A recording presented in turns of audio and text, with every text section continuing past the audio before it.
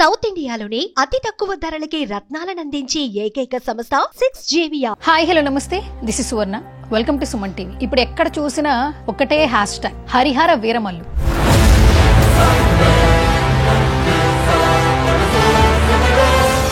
Twenty fourth ఎప్పుడొస్తుందా అని ఎదురు చూస్తున్న అభిమానులకు ముందుగానే సంబరాలు మొదలైపోయాయి. ఈ రోజు morning for the first time press meet లో పవన్ కళ్యాణ్ గారిని చూసిన తరువాత అభిమానులు చాలా వరకు సంతోషంగా ఉన్నారు, that media also.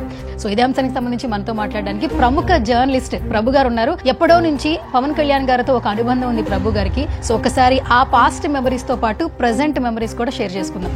So hi ప్రభు గారు. సో మాకు చాలా పండగ, బేసికల్ గా ఎప్పుడు పవన్ కళ్యాణ్ గారు కనిపిస్తారని చెప్పి ఎదురు చూస్తూ ఉంటాము. సో పొలిటికల్ ప్రెస్ మీట్ వేరు, సినిమా ప్రెస్ మీట్ వేరు. అండ్ ఆయన సినిమాలకి ఎప్పుడు ప్రెస్ మీట్ పెట్టడం మేము చూడలేదు. అలాంటిది ఫర్ ద ఫస్ట్ టైం చాలా హై మూమెంట్ క్రియేట్ చేసింది, దట్టు మీడియా కూడా చాలా హ్యాపీగా ఉంది. ఫస్ట్ ఆఫ్ ఆల్ మార్నింగ్ ఏర్పాటు చేసినటువంటి ప్రెస్ మీట్ గురించి మీ అభిప్రాయం ఏంటి? అంటే రియల్లీ షాక్ అందరూ కూడా. పవన్ కళ్యాణ్ గారు ప్రెస్ మీట్లో పార్టిసిపేట్ చేస్తున్నారు అనగానే మీడియా మొత్తం అసలు అంత మీడియా ఉందా అన్న విషయం ఈ రోజున మీడియా ప్రతి ప్రెస్ మీట్కు వస్తున్నారు, number of channels, number of ఇవన్నీ వస్తున్నారు. కానీ అసలు మీడియా అనేటువంటిది యూట్యూబ్ ఛానల్స్ కానీ సోషల్ మీడియా కానీ మొత్తం కలిపితే ఇవాళ హాల్ కిక్కిరిసిపోయినటువంటి పరిస్థితి చూశాను. ఒక ప్రెస్ మీట్కి ఇంత మీడియా ఇంత ఫుల్ అటెండెన్స్ అనేటువంటిది ఈ మధ్య కాలంలో ఇప్పుడు చూడలేదు. So that is one reason. ఇంకోటి చాలా కాలం అయింది తను అసలు ప్రెస్ మీట్స్లో కానీ మాకు గుర్తున్నంత వరకు చిరంజీవి గారు ఫస్ట్ టైం ప్రెస్ మీట్ పెట్టి అక్కడబ్బాయి ఇక్కడబ్బాయి సినిమాకి తన తమ్ముడిని హీరోగా పరిచయం చేస్తున్నామని పరిచయం చేసిన ప్రెస్ మీట్ తప్పితే ఆ తర్వాత తన ప్రెస్ మీట్స్లో ఎప్పుడు పార్టిసిపేట్ అయిన సందర్భాలు మాకు గుర్తులేవు. మా తరం నుంచి బిగినింగ్ డేస్ నుంచి చూస్తున్నాం కాబట్టి ఇవాళ ఇన్ని రోజుల తర్వాత ఒక ప్రెస్ మీట్కి వచ్చారంటే that is the special attention he is paying for Harihara Veeramallu. ముఖ్యంగా చిత్ర నిర్మాత ఏఎం రత్నం గారి గురించి మాత్రమే ఆయన ఈ రోజు ఈ ప్రెస్ మీట్ పెట్టారనేటువంటిది సుస్పష్టంగా అర్థమైంది. ప్రభు సార్, సో మార్నింగ్ చాలా మంది జర్నలిస్టులు కూడా చాలా విషయాలు పంచుకుంటూ ఉన్నారా, ఇంకా పవన్ కళ్యాణ్ గారు రాలేదు ఆ ప్రెస్ మీట్ లో. సో పవన్ కళ్యాణ్ గారు చాలా సినిమాల తర్వాత ఈ సినిమాలో కనిపించారంటున్నారు. అసలు ఒకసారి ఎప్పుడు ఆయన ఒక ప్రెస్ మీట్ కి అటెండ్ అయ్యారు, మళ్ళీ ఏ సినిమాల తర్వాత ఆయన మళ్ళీ ఇప్పుడు అటెండ్ అయ్యారు? నాకు గుర్తున్నంత వరకు తను ఇప్పుడు ప్రెస్ మీట్స్లో కానీ మీడియా పరంగా కానీ ముందుకొచ్చి ఉత్సాహంగా చేసింది లేదు. జానీ సినిమా తర్వాత మాత్రం జానీ సినిమా నిర్మాణం పూర్తి అయిపోయిన తర్వాత పోస్ట్ ప్రొడక్షన్ జరుగుతున్న టైంలో లకడీకాపూర్లో ఒక హోటల్లో ఒక కళ్యాణ మండపం లాంటి దగ్గర జానీ వివరాలు చెప్పడం కోసం ఫస్ట్ టైం తను ఒక ప్రెస్ మీట్ కండక్ట్ చేయడం నాకు గుర్తుంది. ఆ ప్రెస్ మీట్కి నేను అటెండ్ అవ్వటం నాకు బాగా గుర్తుంది. దానిలో నేను ఇచ్చినటువంటి ఆ జానీ కవరేజ్ రిపోర్టింగ్కి ఆయన ప్రత్యేకంగా అభినందనలు తెలిపినటువంటి సందర్భం నాకు గుర్తుంది. చాలా బాగా ప్రజెంట్ చేశారు, థ్యాంక్ యూ అని చెప్పేసి చేసింది, అది గుర్తుంది. ఇంకా ఆ తర్వాత నాకు గుర్తులేదు. తమ్ముడు కింద పెట్టారని అంటారు కానీ ఏమో అది నాకు అంతగా గుర్తులేదు. జానీయే నాకు తెలిసినంత వరకు లాస్ట్. అలాగే ఇంటర్వ్యూ కూడా, ఒక సోలో ఇంటర్వ్యూ కూడాను నేనే చేశాను నాకు గుర్తున్నంత వరకు. తర్వాత మళ్ళీ అక్కడ సోలోగా ఒక ప్రింట్ మీడియాకి ఆయన ఇంటర్వ్యూ ఇచ్చింది నాకు గుర్తులేదు. ఎందుకంటే ఆ సందర్భంగా జానీ తర్వాత వచ్చినటువంటి బర్త్డేకి సెప్టెంబర్ 2 బర్త్డేకి ఇంటర్వ్యూ చేయాలని చెప్పేసి అప్పటి బిఏ రాజు గారు అడిగితేను, బిఏ రాజు గారు పిఆర్ఓగా ఉండేవారు కదా, అయితే ప్రభుని రమ్మనండి ఇంటర్వ్యూ ఇస్తానన్నారు. అది ఒకటే నాకు గుర్తుంది, అదొకటే ఇంటర్వ్యూ నాకు తెలిసి ప్రింట్ మీడియాలో. ఇది సినిమాకి సంబంధించి ఫిలిం ప్రింట్ మీడియాలో ఒక సోలో ఇంటర్వ్యూ ఇచ్చినటువంటి అదే లాస్ట్ అనుకుంటున్నాను నేను. తర్వాత ఒకటి ఇచ్చారేమో నాకు తెలియదు. Okay, so evening pre release ఉంది, చాలా పెద్ద ఎత్తున చేస్తూ ఉన్నారు. ఫ్యాన్స్ అందరూ ఎక్కడ పాసెస్ అని చెప్పి ఎదురు చూస్తూ ఉన్నారు. యాక్చువల్లీ కోలాహలం గురించి, పాసుల కోసం జరుగుతున్న యుద్ధాలు మామూలుగా లేవులే.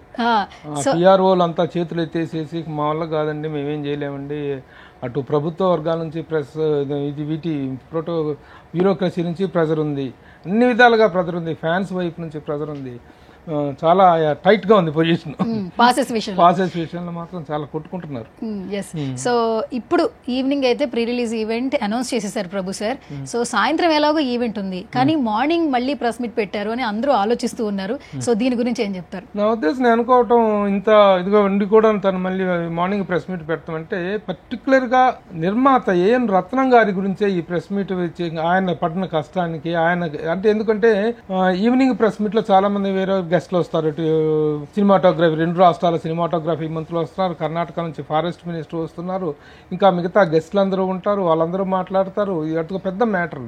దాంట్లో పర్టికులర్గా చిత్ర నిర్మాత ఏఎం రత్నం గారిని గురించి ప్రత్యేకంగా ఈయన మాట్లాడేటువంటిది కానీ, హరిహర వీరమల్లు గురించి చెప్పదలుచుకున్నటువంటిది కానీ హైలైట్ కావాలి, డైవర్ట్ కాకూడదు అనుకుంటే ముందుకు ఒక ఎక్స్క్లూజివ్ ప్రెస్ మీట్ అనేటువంటిది తను అడ్రస్ చేయాలనేటువంటి ఉద్దేశంతో ఈ ప్రెస్ మీట్ పెట్టినట్టుగా ఉన్నారు. దానికి తగ్గట్టుగానే ఆ అటెన్షన్ గ్రాప్ చేయగలిగారు. ఓకే ప్రభు సార్, ఆల్మోస్ట్ ఆయన స్పీచ్లో ఏఎం రత్నం గారి గురించి చాలా పాజిటివ్గా చెప్పారు. చాలా హై మూమెంట్స్ ఇచ్చే సందర్భాలు మేము చూస్తూ ఉన్నాం. సో అంటే ఆయన అంత పాజిటివ్గా ఉండడానికి ఏమైనా విషయాలు షేర్ చేస్తారా మాకు తెలియని వాళ్ళకి? అంటే ఏఎం రత్నం గారి గురించి మన అందరికీ తెలిసినట్టు విషయమే. ఇది ఒక చిన్న మేకప్ మ్యాన్గా కెరీర్ స్టార్ట్ చేసి, అదే చెప్పారు పవన్ కళ్యాణ్ గారు, ఒక చిన్న మేకప్ మ్యాన్గా, మేకప్ అసిస్టెంట్గా కెరీర్ స్టార్ట్ చేసి ఈ పార్ ఇండియా సినిమాని ఈ రోజున మనం అయితే మాట్లాడుకుంటున్నామో ఒక రీజనల్ సినిమాని జాతీయ స్థాయిలో తీసుకెళ్ళినటువంటి డబ్బింగ్ ద్వారా కానీ, స్ట్రైట్ ఫిల్మ్స్ ద్వారా కానీ ఒక రీజనల్ సినిమాకి ఒక నేషనల్ అటెన్షన్ తీసుకొచ్చినటువంటి ప్రొడ్యూసర్ ఆయన. తర్వాత డైరెక్టర్గా కూడా మంచి టేస్ట్ ఉన్నటువంటి సినిమాలు తీసినటువంటి వ్యక్తి. అలాంటి వ్యక్తి ఈ సినిమా హరిహర వీరమల్లు స్టార్ట్ చేసిన తర్వాత ఆయన కష్టాల పరంపర అనేటువంటిది అలా కొనసాగుతూ వచ్చింది. ఎందుకంటే ఆయన పడ్డ కష్టాలు ఏంటో ఆయన కళ్ళారా చూశారు. 2 కరోనాలు రావటం, అంత భారీ స్థాయిలో సినిమా పెట్టుకున్న తర్వాత కరోనాలు రావటం, తర్వాత ఆ డిలే వల్ల డైరెక్టరు ఆయనకు వేరే కమిట్మెంట్ ఉండి క్రిష్ వెళ్ళిపోవటం, తర్వాత మళ్ళీ డైరెక్టర్ని బోర్డులో తీసుకోవటం, ఈ లోపల ఈయన రాజకీయంగా ఫుల్ బిజీ అయిపోవటం. ఈ 3 కారణాల వల్ల, 2 కరోనాలు ప్లస్ పవన్ కళ్యాణ్ గారు పొలిటికల్ బిజీ కారణంగా ఈ సినిమా అలా డిలే అయిపోవటం, అది కూడా స్పాన్ ఉన్న సినిమా కావటం, విపరీతమైన స్పాన్ ఉన్నటువంటి సినిమా కావటంతో ఆ ప్రెజర్ అనేటువంటిది ఏ నిర్మాత నిజంగా తట్టుకోలేడు. ఇంకొక నిర్మాత అయితే గుండె పగిలిపోతాడు అనమాట.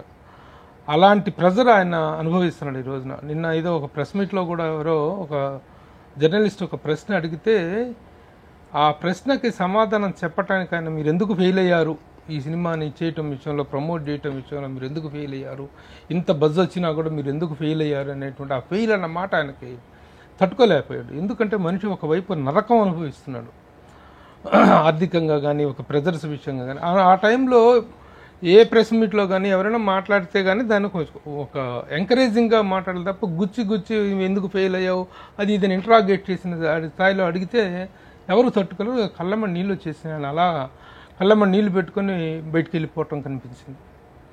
అంత ప్రెజర్లో ఉన్నాడు ఆయన, ఎవరు తట్టుకోలేరు. ఆయనని ఓదార్పు, ఆయన్ని కన్సోలేట్ చేయటం కోసం, ఆయన్ని కంఫర్టబుల్ చేయటం కోసం పవన్ కళ్యాణ్ గారు ఇంతగా స్పెషల్ అటెన్షన్ తీసుకుని ఒక ప్రెస్ మీట్కి రావటం జరిగింది. అందరి ఫస్ట్ టైం ఇన్ని సంవత్సరాల తర్వాత ఒక ఫిల్మ్ ప్రెస్ మీట్లో తను పార్టిసిపేట్ చేయటం అందరికి షాకింగ్ అనిపించింది. Shocking surprise. అండ్ ఇంకొక వర్డ్ పర్టికులర్గా యూజ్ చేస్తారు సార్ పవన్ కళ్యాణ్ గారు సినిమాల విషయంలో, ఐఎమ్ వెరీ రిలటెంట్ అని అంటారు సినిమాల గురించి. ప్రతిసారి కంటిన్యూగా వింటూ ఉంటాం ఈ పదాన్ని. So what is the meaning?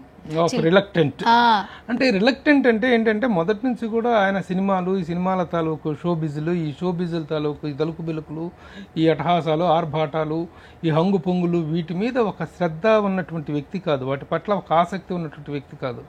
ఏదో సింపుల్ గోయింగ్. తను ఏంటంటే ఈజ్ ఎ నేచర్ లవర్, ఒక ప్రకృతిని ప్రేమించే వ్యక్తి, కామ్ లైఫ్ని, ఒక సోఫిస్టికేటెడ్ ప్లటానిక్ లైఫ్ని లీడ్ చేయాలనుకునేటువంటి వ్యక్తి ఆయనకు అనుకోకుండా ఈ దీంట్లోకి రావటం, సినిమా ఫీల్డ్లోకి రావటం, నెట్టి వదిన గారి ప్రాబ్లం కావచ్చు, అన్నగారి ఆశీస్సులు కావచ్చు, రావటం జరిగింది. కానీ పూర్తి స్థాయి కన్సిస్టెన్సీతో నేను ఈ సీన్ చేశాను, పూర్తి స్థాయి కన్విక్షన్తో ఈ సినిమా చేశాను అనేటువంటి తృప్తి ఏ రోజు కూడా నేను ఫీల్ అవ్వలేదు అనేటువంటి తను ఓపెన్గా నాకు ఇచ్చిన ఇంటర్వ్యూలో చెప్పినటువంటి మాట. I'm not satisfied what I'm doing which I'm not అని చెప్పేటువంటి సందర్భంలో నాతో షేర్ చేసుకున్నప్పుడు మాట్లాడిన మాటలు అనమాట. ఆ రిలక్టెంట్నెస్ అనేటువంటిది ఈ సినిమాల మీద కాదు ఆయన రిలక్టెంట్నెస్, ఈ హంగు పొంగుల మీద, ఈ ఆర్భాటాల మీద, వాటి మీద ఆ రిలక్టెన్స్ అనేటువంటి పదాన్ని వాడతారు తప్ప సినిమా మీద ఆయనకు ప్రేమ ఉంది.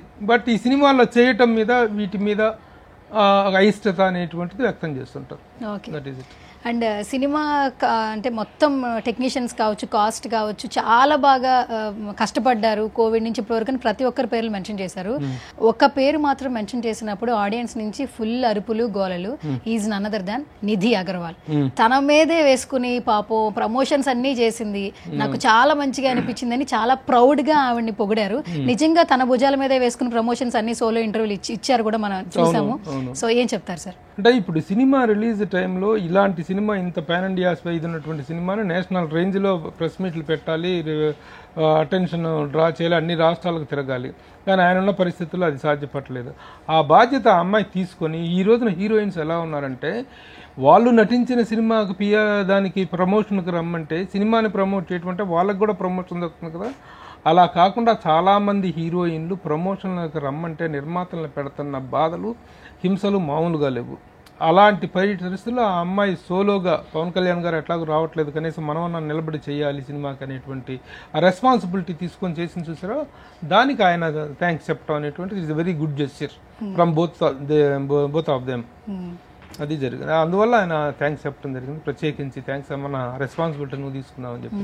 ఎందుకంటే ఏ ప్రెస్ మీట్ పెట్టినా ఒక స్టార్ ఉండాలి. ఏం రత్నం గారు ఒక స్టార్ ప్రొడ్యూసర్ కావచ్చు, ఇండియా వైజ్గా మన పబ్లిక్కి తెలియదు ఆయన ఎంత గొప్ప నిర్మాత అనేది. ఇండస్ట్రీలో వాళ్ళకి తెలుసు, మీడియా వాళ్ళకి తెలుసు, కానీ కామన్ పబ్లిక్కి తెలియదు. కామన్ పబ్లిక్కి తెలియాలంటే ఒక ఫేస్ వాల్యూ ఉన్నటువంటి వాళ్ళు కావాలి.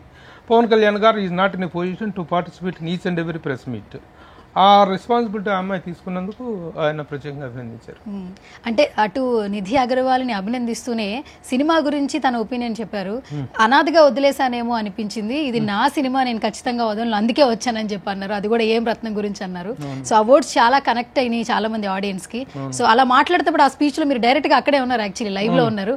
ఏమనిపించింది సార్ పవన్ కళ్యాణ్ గారిని అలా చూస్తున్నప్పుడు? యాక్చువల్లీ నిజంగా ఆ సినిమా ఎలాంటి కష్టాలను ఎదుర్కొందో, ఎంత ఇదిగా ఉందో, ఈయనకి మొహమాటం, విపరీతమైన మొహమాటం వస్తుంది. ఈ మొహమాటం కారణంగా ఆయన బాధపడటము, ఆయన హ్యూమిలియేట్ అవ్వటము, ఒకవైపు డైరెక్టర్ మారిపోవటం, కొడుకుని తీసుకొచ్చుకొని మళ్ళీ కొడుకుతో డైరెక్షన్ చేయించుకొని కంటిన్యూ చేసుకోవటం, ఈ ఒత్తిళ్ళు వీటి కారణంగా నేను తన సినిమాని నెగ్లెక్ట్ చేశానేమో అన్న సెల్ఫ్ గిల్ట్ కూడా పవన్ కళ్యాణ్ గారిలో ఉంది.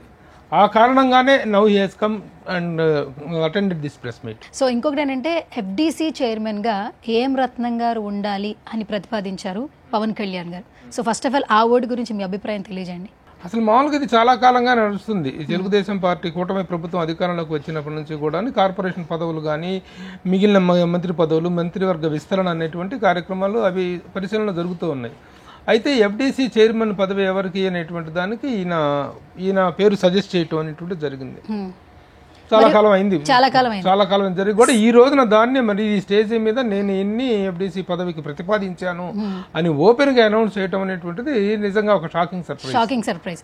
సో యాక్చువల్లీ అనౌన్స్ చేసిన తర్వాత అది జరగకపోతే అటు జనసేనకి ఇటు పవన్ కళ్యాణ్ గారికి ఇది చాలా ప్రెస్టీజ్ ఇష్యూగా కూడా భావించవచ్చు అభిమానులు. మరి ఏ విధంగా చూడాలంటారు దీన్ని? అంటే తన స్థాయిలో తను ప్రతిపాదించాలని మీడియా ముఖంగా ఓపెన్ గా చెప్పిన తర్వాత అది జరగకపోవటం అనేటువంటిది ఉండదు. 90% జరుగుద్ది. ఎందుకంటే కార్పొరేషన్ పదవి, అది కూడా మోస్ట్ రిలవెంట్ పర్సన్ అనేటువంటిది ఆయన అభిప్రాయం.